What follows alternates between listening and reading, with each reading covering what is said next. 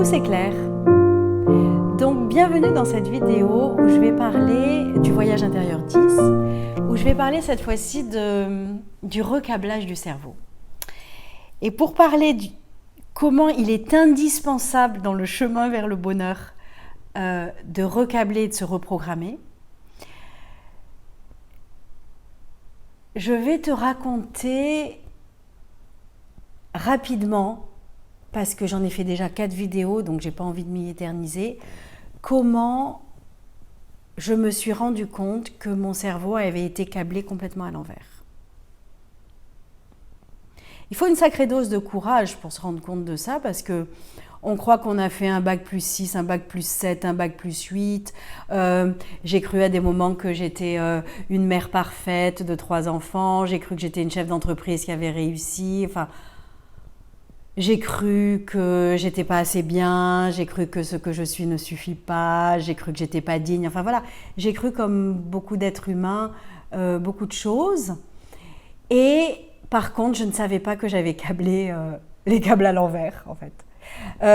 J'adore, et j'en ai fait le voyage intérieur 6, de la formation de Joe Dispenza sur Rewrite. Et Rewrite, c'est vraiment recabler, en fait. Et finalement, au niveau de ce voyage 10, je me rends compte qu'on a tous été plus ou moins mal programmés. Alors plus ou moins, mais on a tous été mal programmés, la vérité. Oh, la vérité, je te le dis, on a tous été mal programmés. On a été programmés à se comparer les uns les autres. On a été programmés à performer, ou alors on a été programmés à se rebeller si on n'avait pas envie de performer. On a été programmés à obéir. On a été programmés à plaire à nos parents pour survivre. On a été programmés à beaucoup de choses pour la survie. Et selon ce qui nous est arrivé entre moins 1 an, moins 9 mois et 7 ans, on ne se rend pas compte à quel point ça a accablé le cerveau.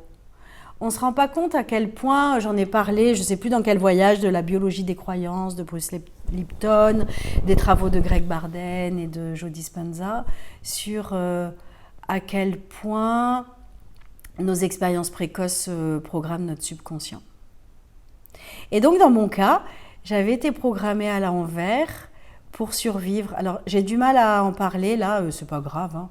Si ceux que ça intéresse, ils écouteront les 4 vidéos que j'ai fait où j'étais très inspirée. C'était il y a environ 4 mois que j'ai enregistré ces vidéos. Je me suis rendu compte, et je suis sortie d'une amnésie traumatique infantile, je me suis rendu compte que j'avais subi des attouchements et des abus précoces de la part de mon grand-père. Et du coup, le cerveau a complètement occulté cette histoire par survie. Et une expérience amoureuse, celle que je livre à peu près dans beaucoup des voyages intérieurs avec l'homme qui vole, m'a repropulsée dans une relation assez maltraitante finalement et assez toxique, où je m'accrochais en permanence à mon bourreau et je m'accrochais en permanence à un homme qui venait, qui s'en allait et qui ne voulait pas de moi, qui vivait avec une autre. C'est une expérience assez classique chez beaucoup de femmes. J'en parlerai peut-être dans les vidéos du voyage 11. C'est peut-être aussi ce qu'on appelle le karma ou une prédisposition de ma lignée, peu importe. Dans le moment présent, ça a eu l'effet de, assez inconsciemment, alors que je réussissais bien et que j'étais assez adaptée dans cette vie, je le suis toujours d'ailleurs, ça a eu l'effet... Et c'est hyper pernicieux parce que l'abus infantile nous fait perdre tous nos repères. Et le côté pernicieux, c'est que je pouvais me mettre en colère, je pouvais diriger, je pouvais réussir dans mes entreprises professionnelles, tout en systématiquement ayant la peur au ventre de ne pas me soumettre à mon interlocuteur. Donc en fait, ça donne des comportements assez tragiques où je vais identifier des personnes avec qui je vais m'entourer. Je vais parler que du boulot avec des personnes avec qui je vais m'entourer. Et ensuite, ces personnes-là, sans avoir mis le cadre, vont abuser peu à peu de leur position où je leur fais croire qu'elles sont indispensables, où je crois vraiment qu'elles sont indispensables, parce qu'effectivement, elles sont vraiment indispensables pour mon activité. Et en parallèle...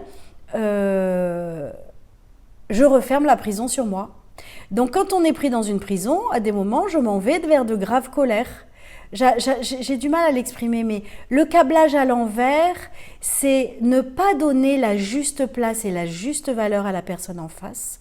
C'est ne pas me donner ma juste place et ma juste valeur en reconnaissant mon talent et en reconnaissant ma capacité de leader, de chef d'entreprise. Et c'est embrouiller et faire à l'inverse et faire croire à l'autre que c'est lui qui dirige et alors que c'est moi qui ai les idées, me faire croire à moi que c'est moi qui suis une loseuse. Et c'est surtout ne pas éclaircir le regard, de voir ma limite comme voir la limite de l'autre. Et du coup, c'est au cours de ce voyage 10 que je me suis rendu compte à quel point je me soumettais pour survivre. Et c'est paradoxal parce que beaucoup de personnes autour de moi ne s'en sont pas rendues compte et moi-même je ne m'en rendais pas compte. Mais finalement, quand vous ne vous rendez pas compte d'un schéma qui vous entrave, à un moment donné, la vie, elle va vous faire avoir une première expérience, puis une deuxième expérience, puis une troisième expérience. C'est comme le mythe de Sisyphe, c'est malheureusement, on reproduit, jusqu'à ce que ça devienne insupportable. Et donc moi, j'ai cumulé l'insupportabilité en 2020. Bien sûr, il y avait le Covid, mais sur de nombreux de mes prestataires, sur mon informaticien, sur certains de mes collaborateurs, sur des nouveaux collaborateurs que j'avais introduits. Et du coup, j'étais tellement perdue que je redonnais finalement trop de pouvoir à tout le monde, alors que c'est moi qui amenais toute la valeur dans l'entreprise et que c'est moi en plus qui rémunérais les gens et qui avait les idées.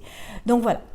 Donc peu importe, on se rend compte que certains de nos abus infantiles, quand il y a des abus sexuels, des attouchements, quand il y a des abus de violence psychologique, quand il y a des abus de domination, quand il y a des abus de maltraitance, frapper un enfant, on ne se rend pas compte à quel point ça crée le typhus et la confusion dans le cerveau en tant que réflexe et à quel point l'enfant se structure pour s'adapter et survivre et réagir.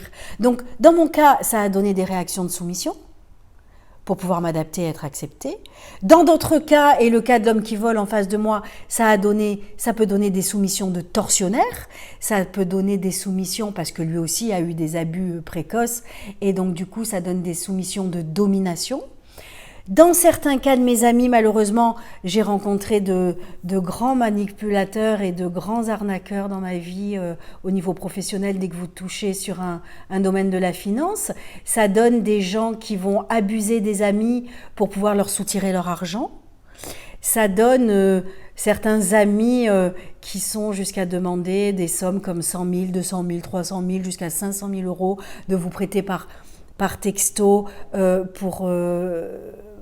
la fin justifie les moyens. Ça donne des tas de structures adaptatives qui font qu'on est câblé à l'envers, qui font qu'on est câblé dans la survie, qui font qu'on est câblé pour dominer, on est câblé pour se soumettre, on est câblé pour manipuler, pour se comparer. Et du coup, c'est justement tout ce qui mène pas à la voie du bonheur. Voilà, donc je dédiais cette vidéo au recablage pour passer dans la suivante à un câblage un peu plus joyeux en fait, qui est celui de prendre conscience de ces câblages et ensuite de plonger dans la rivière du changement. Eh bien, je te remercie d'avoir passé ce petit moment avec moi sur ces câblages cérébraux.